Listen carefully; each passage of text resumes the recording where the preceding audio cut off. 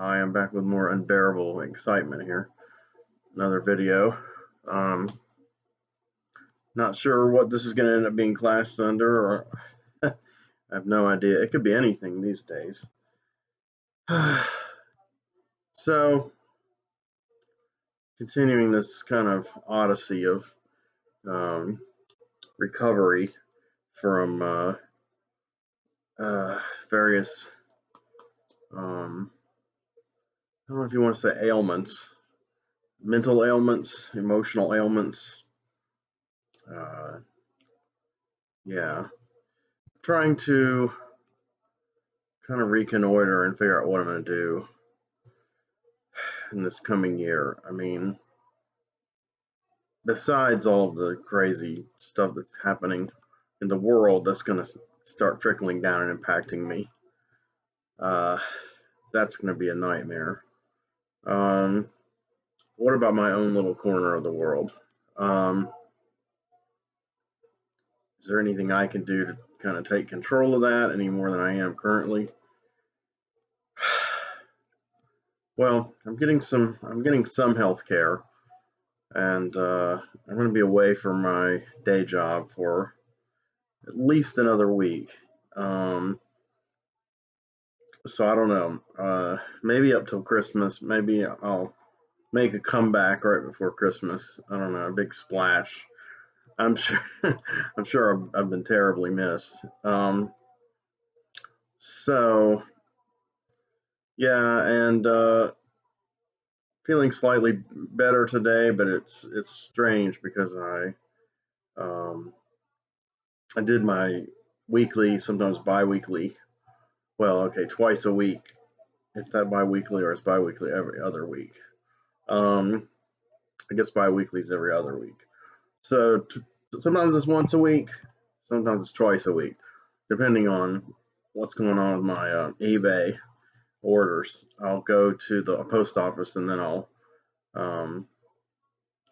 head to Subway and have a lunch and have a nice vegetarian wrap and right on Flicker Street, and usually I'm able to knock out quite a bit of information in a couple hours sitting there. Well, I'll sit there anywhere from maybe an hour to 2 hours. Today I ate and I wasn't in the mood to write at all while I was eating to try to juggle that. So I just messed around online a little bit, read a few things, and then I did finally attack it for a short time, but it felt like I was there a lot longer than I normally am. Perhaps because I went later in the day than I normally do. I was running a bit behind today. I had to finish packing up some orders when I woke up. Usually I have them ready the night before. Comics take longer because we've got to, it's just me. My cat's not helping any, unless shredding cardboard, with his claws is helping, but that's actually causing me more work because then I have to work around the cardboard that he's torn to shreds in order to cut out enough to use for the comic book, to put the comic books between two solid cardboards. So, sometimes I have some ready, sometimes I have some extra from other mailings and different things, but usually I've been cutting out of boxes, just by hand. I'm doing it the DIY way, very little money, very little resources here. Trying to make the most I can with the supplies I have. Last night I went to the grocery store and I managed to stock up on some food and some things I can make a Penang curry with, which I'm pretty excited about making that tomorrow. And got a lot of mailers and mail supplies. So today I only had to mail out like 11 orders, and 3 of them were 2 DVDs each. So Tuesday though I only mailed out 5 or 6. That's the least I've mailed out in many months at one trip. So today was okay, modest, what have you, and there's a lady who works at the post office who just can't stand me though, and unfortunately I usually end up having to go in her line. But sometimes I get this other guy who's next to her named Gary. Gary's kind of this older gentleman. I remember when he was first hired at this post office, and it took him quite a while to catch on. I mean, he has kind of a slow learning curve, but I'm kind of that way at jobs too. It takes me a while to register a lot of different things.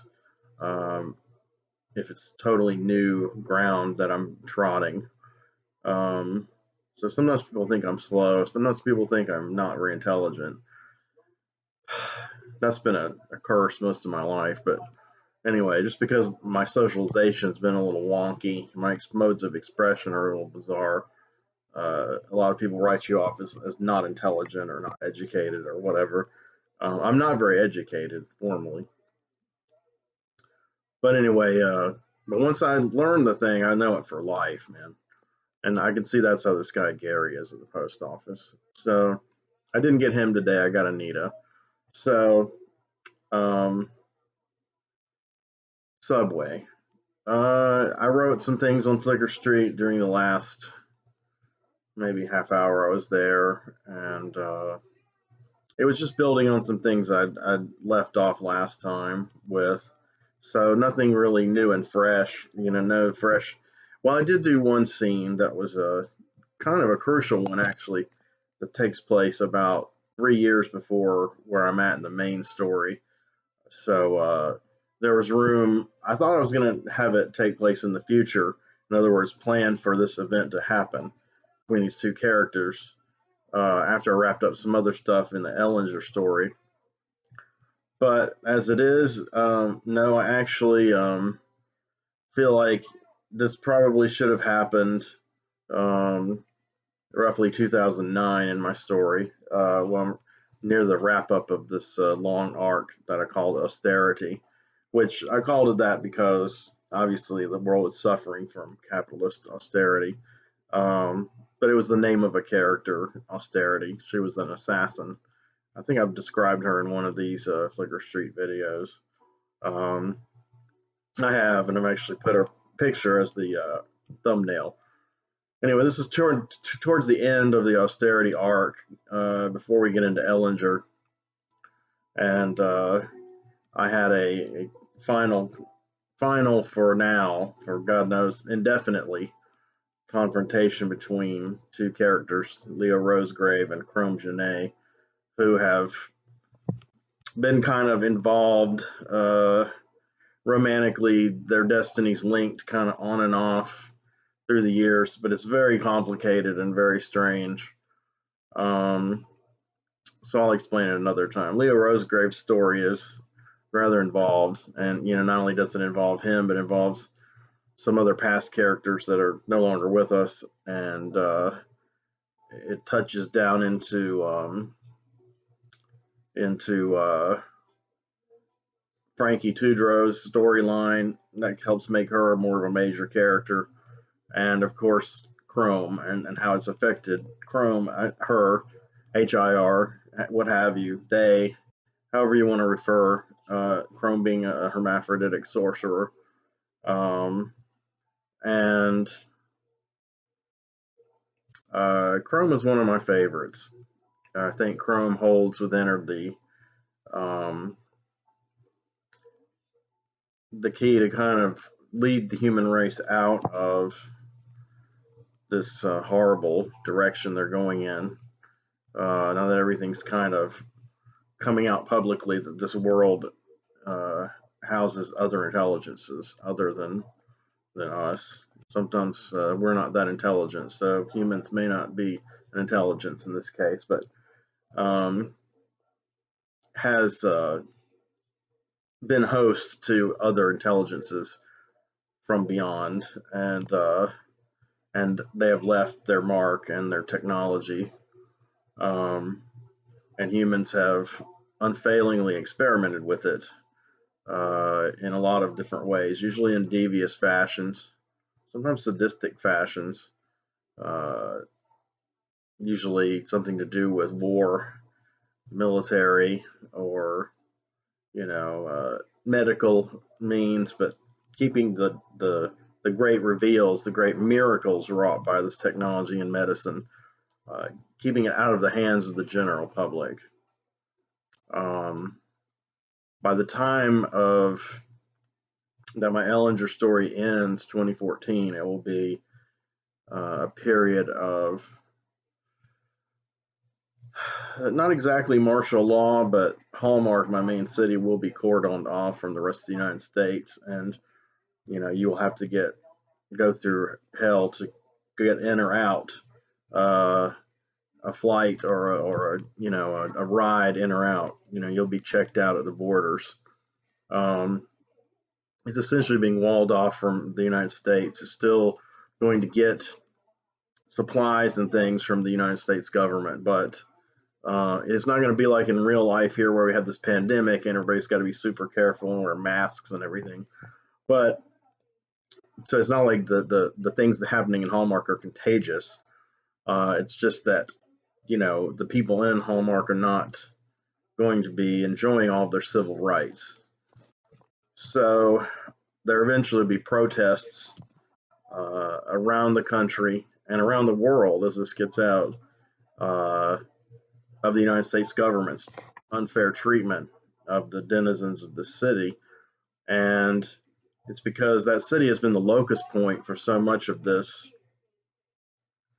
um, alternative kind of history developing with reaping the fruits and the dividends, and also the bad karma of the alien technology that was found just outside the city, really, at a place called Mount Mosaic. Not just outside the city, but up a ways in the mountains north of the city. And this stuff had been there for thousands of years. Um, and a lot of it was extrapolated by various organizations, government and scientific, in the 1950s, and that began to create a strain of mutations and the somatics. And the somatics are basically, people who have been injected with, or somehow imbibed, or been gene spliced, whatever, with transmorphic somatics, which is the process by which this alien fluid that alters the genome, which is ancient, and it's also known as the second seed. And there's a reason for that, which goes way back, which are too complicated to get into now. Um, but anyway, that is so yeah. By the time you go from 1950s to 2010s, the government's tried different things to capitalize and exploit all this, while also keeping it as hush hush and in the realm of urban legend as possible. A lot of plausible deniability in trials and in the media. Um, you finally have a media organization that conglomerate, which is really a cluster of several several networks that came together when the Telecommunications Act was repealed in 1994, thanks to the president. And um, so now it's a very small cluster of news organizations, smaller than on our Earth. On our Earth, I think it's 5 corporations own all the world's mass media. So in my story, I guess it's probably like 3, and shrinking all the time, or gobbling up more pieces all the time. And then there's like PBS, and there's like cable too, but a lot of the cable stuff and even PBS are controlled by certain interests and with agendas, and such has it ever been, such will it always be. And that's, my world of Flicker Street is an analogical mirror. So, what I'm seeing is kind of refracted. It's kind of like the TV show Black Mirror, which is, ostensibly a little bit in the future, but it's really about us now. I mean, almost all the weird technology that's being developed is that's being uh, explored in that show exists now. They're just taking it to its terminal point. What if just we go just right around this one corner, and that's where we're going to be at, and it's not going to be a pleasant place. And I've had that idea for years. The Philip A. Farmer's analogical mirror, as I call it, Farmer's analogical mirror.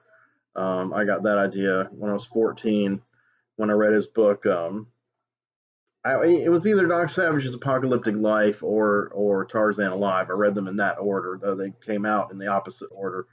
Um, but in one of them, in his long genealogical essays, he he kind of talks about how he arrives at a lot of his conclusions about who's related to whom and who is the real life basis for certain fictional characters. And he said you kind of have to look at the world through an analogical mirror, though at times maybe a cracked or funhouse mirror. And that's exactly what I've been doing with Flicker Street now for about, I say I found, groped my way toward that theme with Flicker Street um, about 25 years ago, um, out of the near 35 that, I've been actually working on it on and off, but continuously through that period since I was a young man. Now I'm an old man. No, I'm not that old. I just started really early. And I think that's in another video I did too, talking about how it all started. So I'm not going to rehash all that yet again. The one thing I've noticed, and it's a particular thing that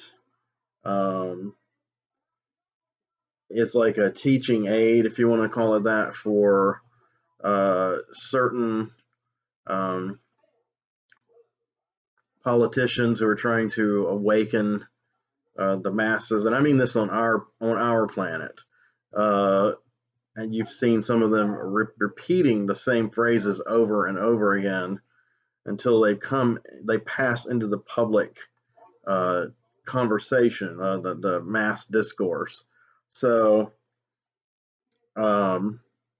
that's where you finally get words and phrases like Medicare for all and the oligarchy, the establishment, the 99%.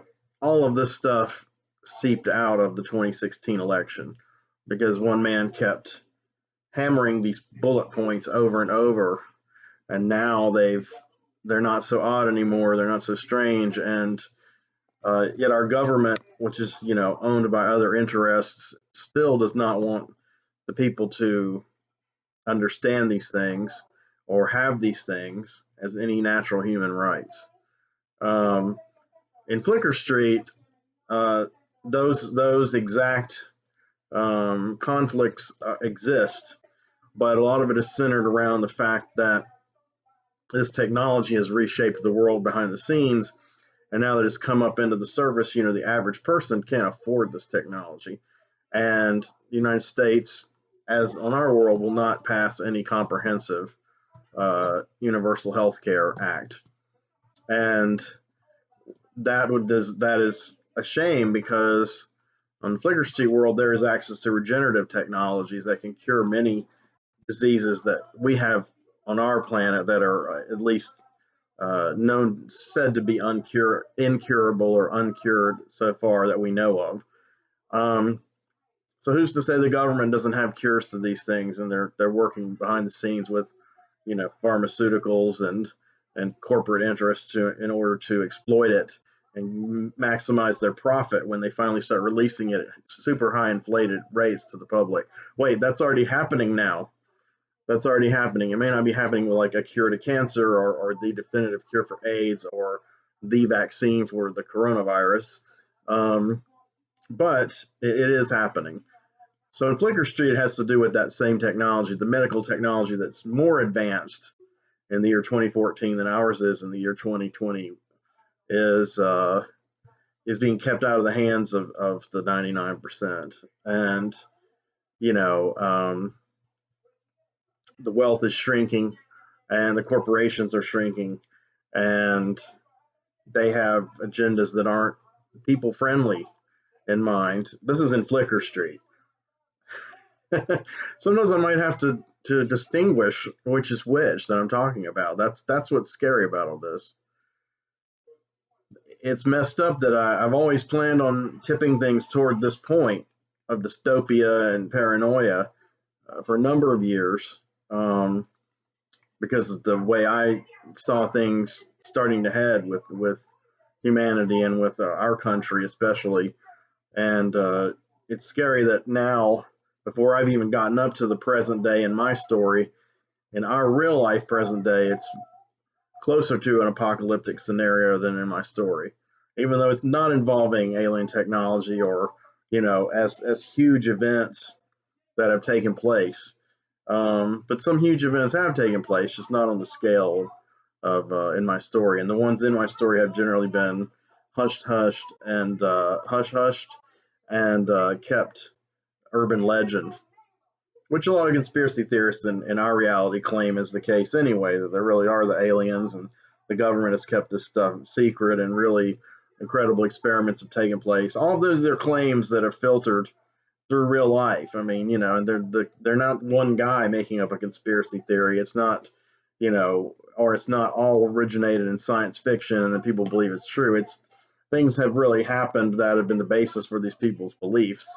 And whether you believe them or not, that they manifested to the extent that the theorists wager they have, it's irrelevant. The fact is, there is a basis in reality, and some facts are facts, and then others are wild conjecture, and then other things can be reshaped by the media and corporate interests and the government.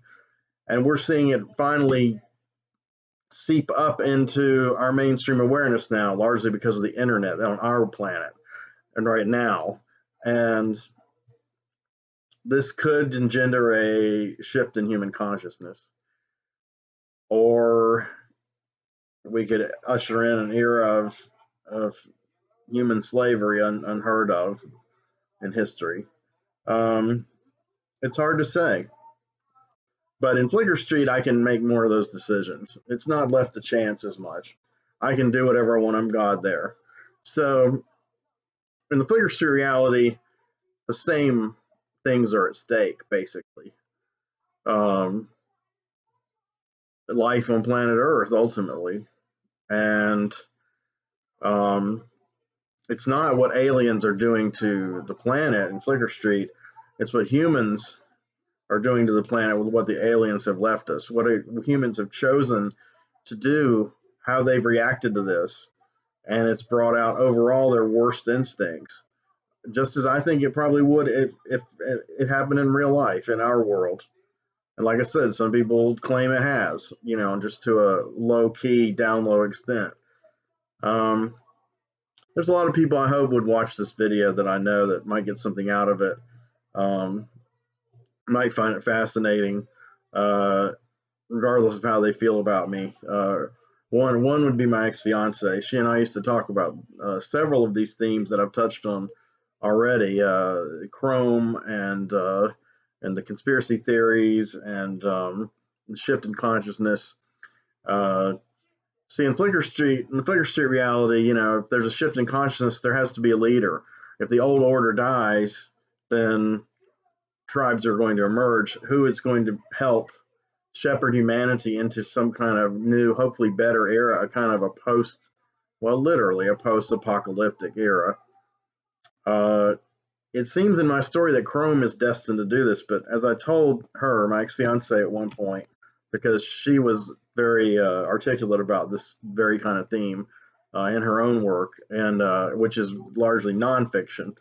Um, Having lots of difficulties this week and this month and this year in this life because of that one person. But I still end up giving credit where credit's due, and the impact that she's had on my thinking and the importance of her own work, divorced from this antipathy between us, which I guess is going to be permanent. It's fearing. That's for another video, maybe a private video. But anyway, what I told her at one point that what Chrome was meant to be is she was kind of is perceived as being she, S/he, they. Chrome is perceived as being that leader. But what we found in recent storylines is that we, meaning me and this, illusory mythical audience that I have, what we've found is that Chrome, for all her alchemical origins and her integration of genders and her sorcery, she is privy to and a victim of human emotions and love and longing and loneliness, all the L's. She's got them, and has succumbed a number of times and made decisions based upon those things. And that hasn't always turned out too well for her, and it hasn't always turned out well for humanity. I mean, not that humanity knows about it yet, but people are starting to learn. Like, the question would be, like, in 2014 in my story, when I arrive at the end of Ellinger, does the public know about Ellinger? No. Do my main characters and longtime protagonists know about Ellinger? A few do now. At the beginning of the arc, virtually no one, except those working directly for him, and even then, they don't know who he is. What I've said in my posts about him on the Flickr Street Facebook page is that he has these links to these various characters. Some of them are personal, some of them are blood relation links. But no one, as of yet, on a massive sharing of information level, knows who he really is. No one's put together all the pieces yet. There are several characters that are kind of on his trail that will be pretty close to the truth by the end of the arc named after him directly. When I get into the next arc, which is going to be the Neologs, which will be 2015 to 2020, that's going to be when things kind of break open, and you're going to see if Ellinger is this kind of leader I'm talking about to lead the shift in human consciousness. He believes that he is, but he is not a telepath or a sorcerer or anything of that nature. He just has this indomitable will to lead the oppressed out of oppression and for the oppressors to fall once and for all. And he's a very human character in a very in a series of conflicts that transcend humanity. In other ways, embody humanity. Like I said, its best and worst qualities. It's better or lesser angels, so to speak. And but as far as a mystical leader, someone that's going to lead the spirit or the soul of a new age. Sorry to use that term in this context. Instead of just physically and mentally leading, literally leading the people, but someone who's going to direct and inspire and whatever. Actually, Ellinger could be that kind of person too, as a symbol. But as Ellinger represents humanity trying to save itself, Chrome would represent an outside force attempting to save humanity from itself. And she's not up to the task. She has the power to manifest things from the immaterial to the material, magic, to make things happen and in accordance with her own will.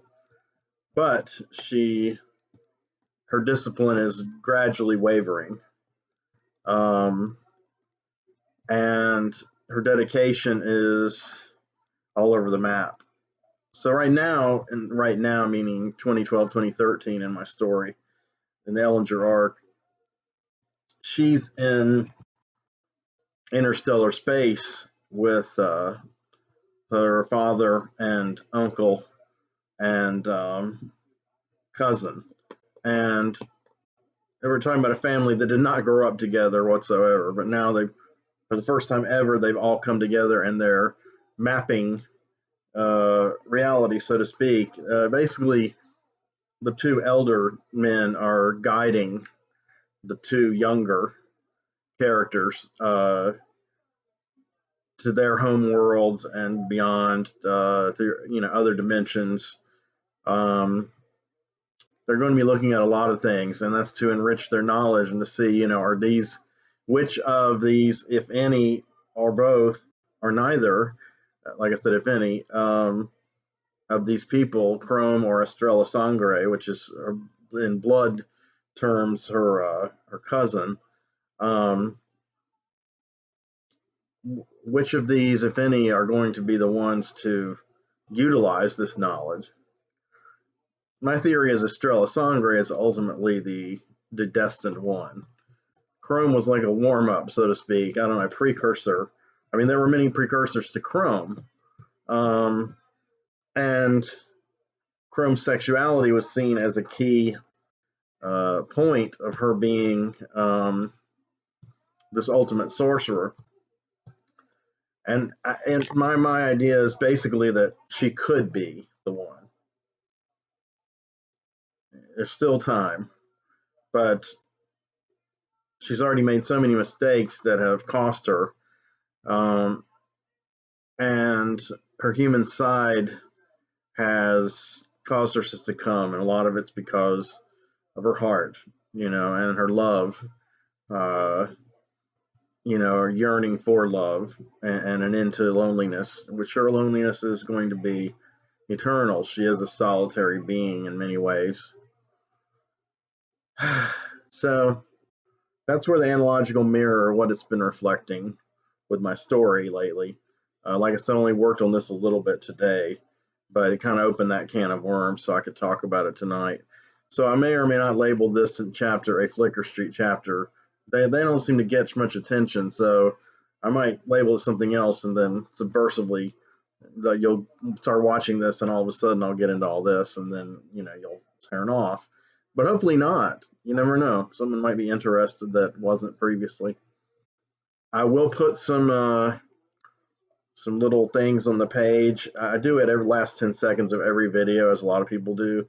I usually do a subscribe circle, and then like a recent video or the last video in that series, and then on the bottom I'll either put like the next video in that series, or if it's not made, I'll put a playlist of mine, a collection of certain videos, like all the Flicker Street, all the blue reviews, you can link to it, etc. So I'm going to be doing that. So as I take off now in the 33rd minute, not by plan, you can do the subscription thing. Please subscribe and check out the other videos that are related here that I've done.